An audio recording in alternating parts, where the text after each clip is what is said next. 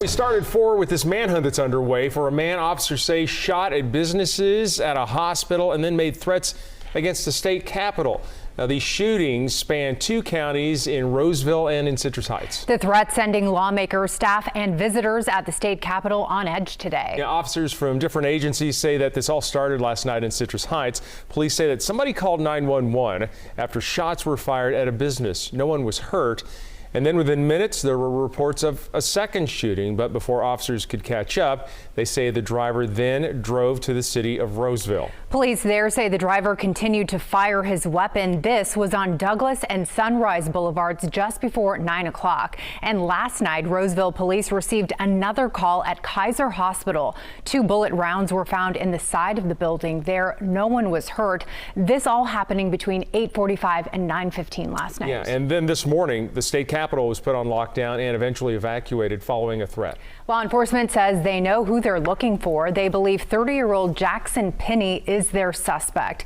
This truck was spotted on security footage showing shots being fired. So take a good look. It's a gold F-150 with a soft cover over the bed of the truck. It is registered to Pinney, and there's a lot of information that's part of this investigation at this point. We have team coverage to break it all down, including lawmaker and visitor reaction from the state capitol. Yeah, first though, we're going to start with KCRA 3's Michelle Bandour. She's standing by in Citrus Heights. So Michelle, you had a chance to speak with a business owner who believes that they were targeted in all this.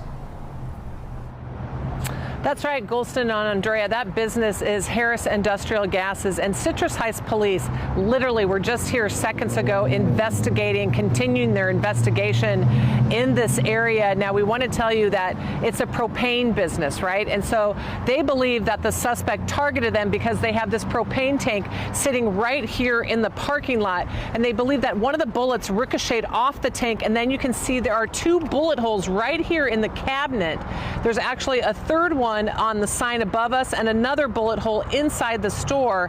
Now, the business even has video of that gunman shooting from across the street. The surveillance video shows a truck similar to the suspect's truck pull into a parking lot across the street from Harris Industrial Gases. The driver gets out and fires at the store. Our video, just very hard to see. He gets out of the truck, turns around, braces his arm on the hood of the truck, and takes aim over here. And we've discovered at least 5 shots. Owner Kathleen Harris points out how one bullet hit right above the front door. Employees found the spent round inside the store. There are bullet holes around the propane tank in the parking lot and one hole in the sign above it. Citrus Heights police say this business was the second one suspect Jackson Pinney targeted Wednesday night around 8:45. Minutes earlier, officers say Pinney went inside the AutoZone a half a mile away at Rollingwood and Auburn Boulevard and called 911 reporting a murder. When he left in his truck, they say he fired his weapon. No one was hurt. After shooting at Harris Gases, police say the suspect drove to Kaiser Roseville Medical Center and shot the Women's and Children building, leaving behind 2 bullet holes. All of this violence baffles the business owners. It sounds like he's after bigger targets, you know, I mean, not just a little mom and pop shop. I mean, if you're making threats to the Capitol, you're obviously got something going on, because that's not something that just anybody would do. Yeah, back out live here in Citrus Heights, there's another one of the bullet holes right in the sign for Harris Industrial Gases, and the owners say they are so fortunate that the tank didn't blow up and that they were actually closed at that time. AutoZone was about to close down, and police tell us, luckily in this shooting spree, no one was hurt. Reporting live in Citrus Heights, Michelle Bandour, KCRA 3 News. Yeah, just a crazy sight there. Well, here's another look at the man police are searching for. This is 30-year-old Jackson Pinney, and police say the vehicle spotted shooting at Kaiser Roseville last night is registered to him. Now, here's another look at the truck. It's a gold F-150 with a black soft cover over the bed of the truck. It has California license plate 6V042 99. So again, take a good look. The Highway Patrol says there's also a 1996 white Acura Integra that's registered in Penny's name. The license plate on the Acura is 6FWU532. Law enforcement is urging anyone who sees him or the vehicles to call 911 immediately and do not approach him. And as we told you, investigators say the suspect in those incidents also threatened to shoot up the state capitol. That forced security to evacuate the state capitol this morning. Let's go to our Capitol correspondent, Ashley Zavala. She's there right now. So, Ashley, what was the response out there from lawmakers?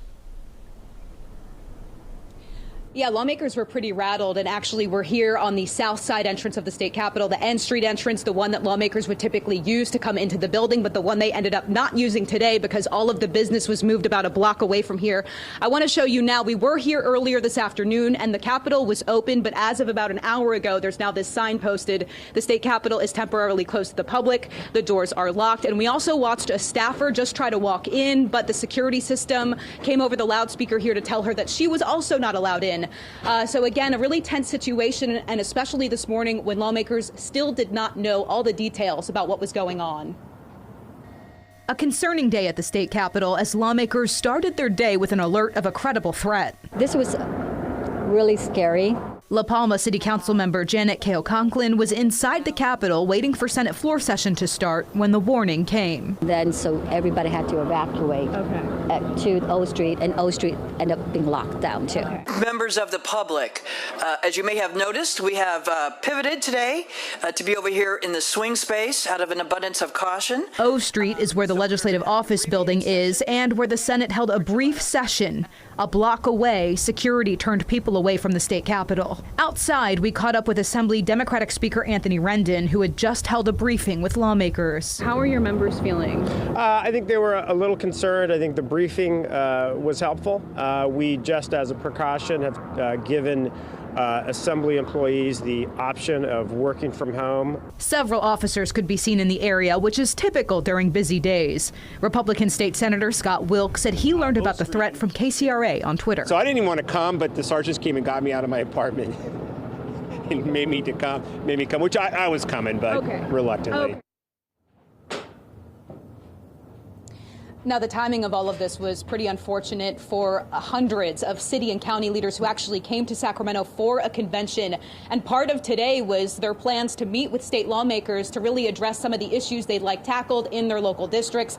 But a lot of those meetings were canceled because of today's activities. The Senate Pro Tem told lawmakers that they had to put everyone's safety and security first.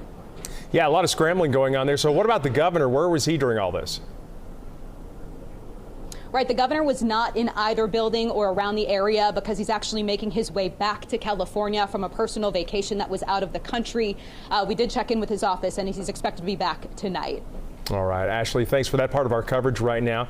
And a group of lobbyists who were at the Capitol were also impacted by the lockdown. They tell us hundreds of people were in town to speak with lawmakers.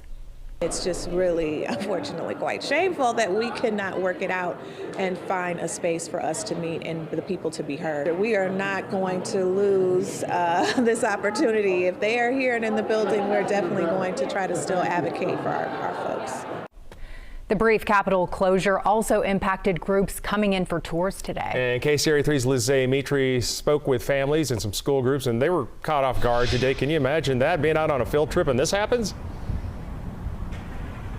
Yeah, they were pretty confused, and in fact, some of them ended up canceling their plans, having to rearrange, delaying their tours. We are on the north side of the Capitol near L Street. This is where we entered when the Capitol actually reopened after the evacuation. But just like Ashley was saying, over here we're seeing the same thing. This paper now posted saying the state Capitol is temporarily closed to the public. Like I mentioned, the California State Capitol Museum says about half of the school groups that had scheduled guided tours scheduled for today ended up canceling because of everything that was going on. But we also talked to several people who are just walking in for the public tours that they do here on weekdays every hour. And a lot of them didn't find out anything was going on until they got here. Welcome to the California State Capitol. It's typically a busy place. Well, I'm ready to take a tour if you're ready. We're ready. Let's head this way. But this is not how things started at the state capitol this morning. It was eerily quiet and nearly empty when Emily Nazimko got here. She was a chaperone with a group of 4th and 5th graders from Galt. We had a pre-scheduled self-guided tour, and we showed up, came in no problem, but it's completely deserted and everything's closed, and it's a little weird in here. She wasn't sure what was going on, but it was clear something was off. I used to work across the street and was in here every day, and this is not how it is. It's weird. It wasn't until a concerned parent called that they found out they were touring the place right after it reopened. This is the only original thing to the building. Following an evacuation as California Highway Patrol investigated, quote, credible threats against the Capitol. Good morning. It's been a lot of excitement here this morning, right? The Wallach family had a visit planned and saw the news. I guess we were eating breakfast, and then my mom said, oh, there's a shooter at the Capitol, and I said, perfect, because the first time we were supposed to come here, everyone had COVID, so we couldn't come. So now there's a shooter, we can't go to the Capitol. You probably saw Eureka on the floor. Luckily, this time, they did make it after all. I think it's pretty special to be here. Showing 6th grader Darren Gonchavda around the Capitol despite the unusual start to the day. Added to our story forever. Darren was here on his spring break. He came with his mom and his grandparents. And like they said, they finally made it after a few struggles each time they have tried in the past. And they came all the way from San Jose. Reporting live here at the state capitol, Lizzie Mitri, KCRA 3 News. A long way to come for that. All right, thanks for that, Lizzie. Well, 2 events back in 2001 prompted tighter security at the state capitol. One of them was 9/11. The other was earlier that year when a parolee intentionally drove a big rig into the building. Witnesses say he crashed into the Capitol at high speeds. The truck then burst into flames. Lawmakers working that night had to be evacuated. At the time, there were very few barriers to prevent this, but the Capitol had concrete and metal barriers installed to prevent vehicles from driving onto the grounds.